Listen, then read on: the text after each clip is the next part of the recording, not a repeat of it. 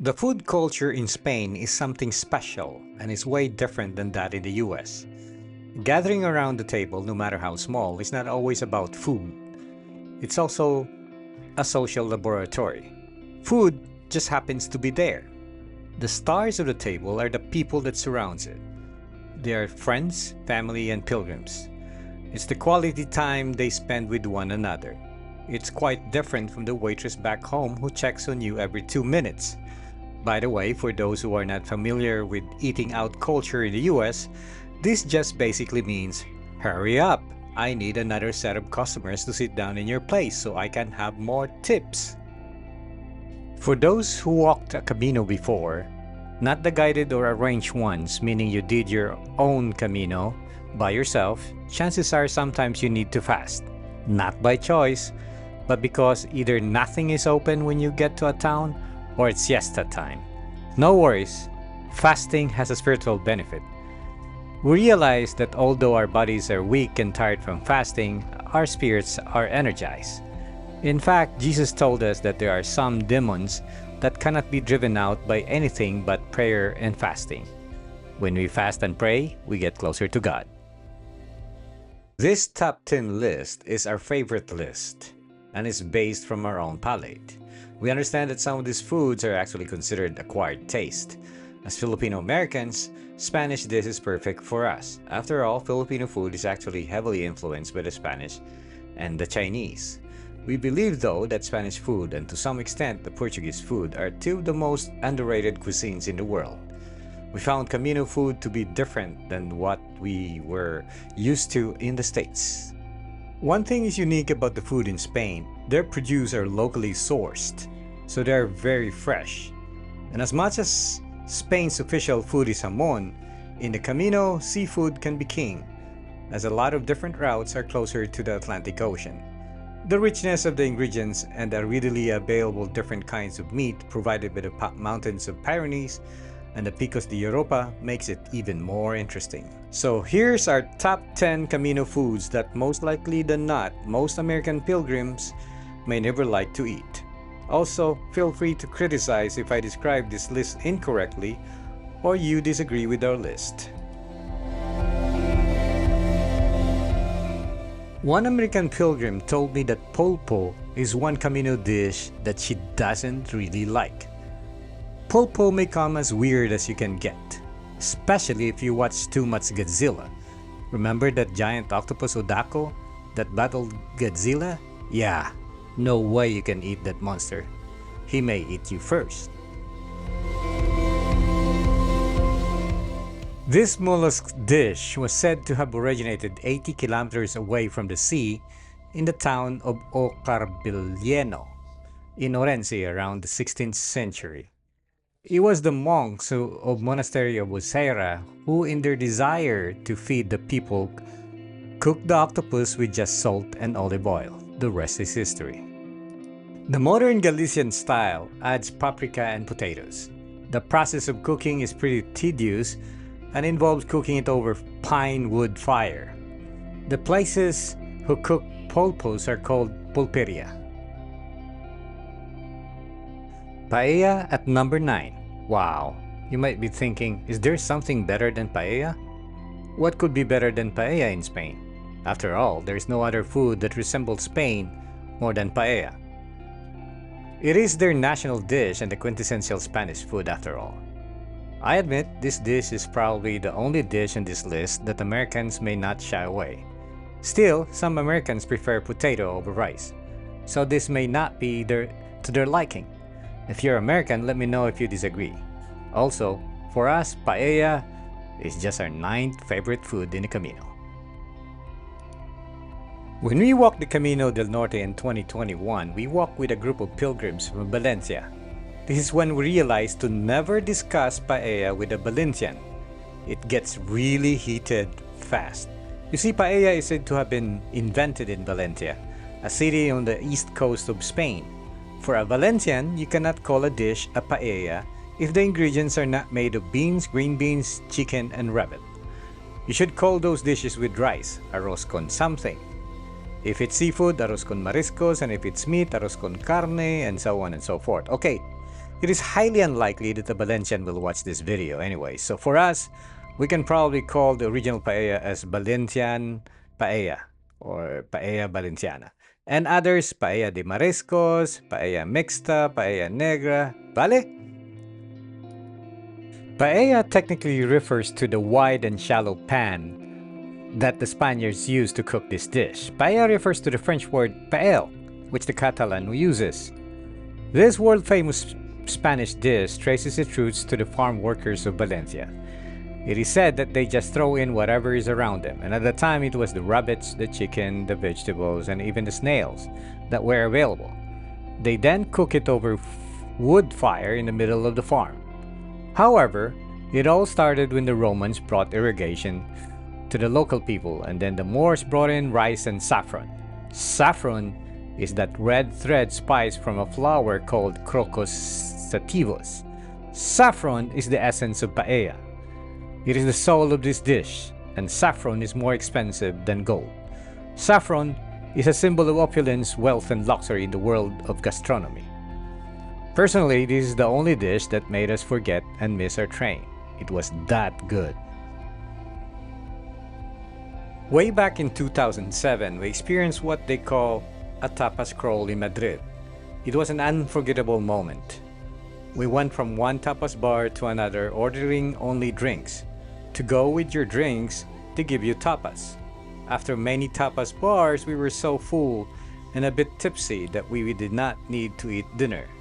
And that became the norm when we're having tapas in the Camino. Tapas are a small portion of food usually put on top of a slice of bread, especially in the case of Basque region version of tapas called pinchos. This food culture is the most unique in the world and perhaps the most popular because it is a social activity more than a culinary experience. Tapa actually refers not to the food but to a lid or covering of a drink, perhaps from the word tapar. There's two schools of thoughts where it came from. One was from King Alfonso XII, who stopped in a bar in southern Spain, where it was dry and windy. To make sure that the sand or flies doesn't get to the king's drink, the bartender covered it with jamon. The other story came from the Middle Ages. This time it came from the north of Spain. When laborers, after a hard day's work, go to a bar, they would drink heavily. To offset the alcohol, the bartenders would serve small portions of food. So what do you think? Which one is the true story? The southern version or the northern version?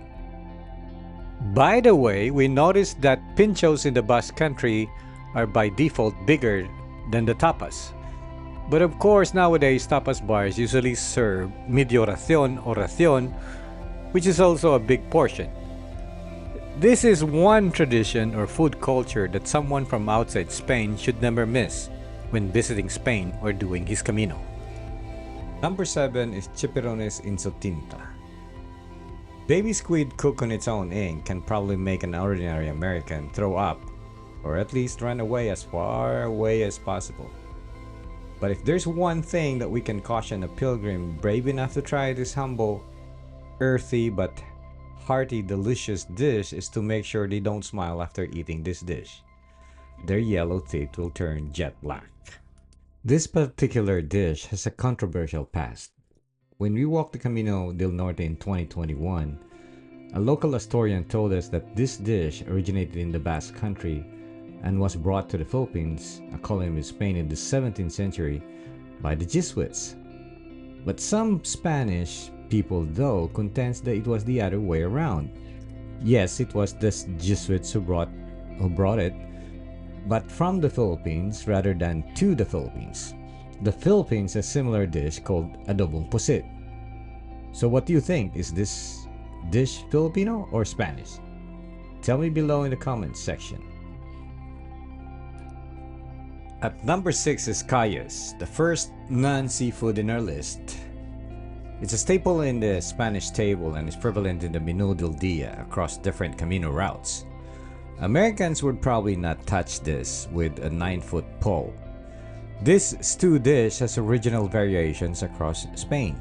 Some regions would put chorizo de Bilbao, others different kinds of meat, but the star of this dish is the tripe, or specifically beef tripe. The tripe is the heart and soul of Kaos. Kaos is the Spanish word for tripe and was considered a peasant food in the 16th century when it was discovered, until it became popular and became a cherished traditional Spanish food. Philippines has a very similar dish, aptly called Kaos. Coming in at number 5 is Navjas al ajillo. Razor clams in garlic, as it is known in English, is as strange as eating fried scorpions in Texas. However, it can be cooked with very simple ingredients like parsley, lemon, olive oil, and salt. This dish can easily be prepared, but best paired with white wine or a vermouth while sitting on a beach chair. In our caminos, this is more prevalent in Galician towns than any other parts of Spain. But please let me know if this is not your experience. At number 4 is cocido. In our experience, this dish could be a stew or sometimes dry. It is meat-centric but also full of vegetables like potatoes, carrots, cabbage, and others. There were 2 routes that we found their cocido exemplary and out of this world. First is the caminodesantiago in a very small village called Cicero. The other was a small truck stop just outside Grado in the Camino Primitivo, which we did last year. This flavorful, hearty dish is believed to have originated in Madrid, but was created by the Sephardic Jews in the Middle Ages. I'm beginning to think that once Americans can be brave enough to try and taste this very delicious food, they will come back for more. Coming in at number 3 is Sardines a la paella. The simplicity of grilled sardines is what makes this dish the ultimate pair to a wine while watching the sunset in the Galician coast. But the magic of this dish for us happened in the caminoportuguese in a city called Porto. In 2016, we arrived late in a refugio owned by Abel, one of the most generous and accommodating hospitalero in all of our 10 years of doing Camino you could ever find. There was no food left, and the refugio where we're gonna spend the night was in the suburbs, so there are no close-by restaurants that were still open. So he forced us with his kindness by driving us to his French restaurants famous for sardines near the city center of Porto. When we got there were no more sardines left for us, so we just had chicken. We just made a joke with him, to the owner, saying, "No worries, next time we come back to Porto, you better have sardines." The next day, not knowing that this restaurant is actually on the Camino route, we bump into the owner of this restaurant. He was standing by the bank of the river waiting for a fishing boat that he actually owns that's about to dock and deliver the freshly caught sardines for his restaurants. Remembering the joke from last night, he then convinced us to stay for the most sumptuous sardines lunch you could ever have. He just sprinkled salt over his freshly caught sardines and grilled it over charcoal fire. He then served it to us al fresco in front of Duru River, and at that moment we realized how cool is that. Walking the Camino makes you realize that people of northern Spain and northern Portugal loves to grill a lot. They usually have a stone grill outside their homes. Coming in at number 2 is arroz con bogavante. Some Spaniards say arroz con bogavante is paella's rich cousin. Okay, I'm just kidding. Nobody said that. Yet the first time I tasted this amazing food, I was floored. This for me is paella's rich cousin, usually made of lobster and other seafood over soupy rice and vegetables. This is one of Spain's best kept secret food. If I can remember it correctly, we paid 18 euros in Santiago for a big plate that fed at least 4 people.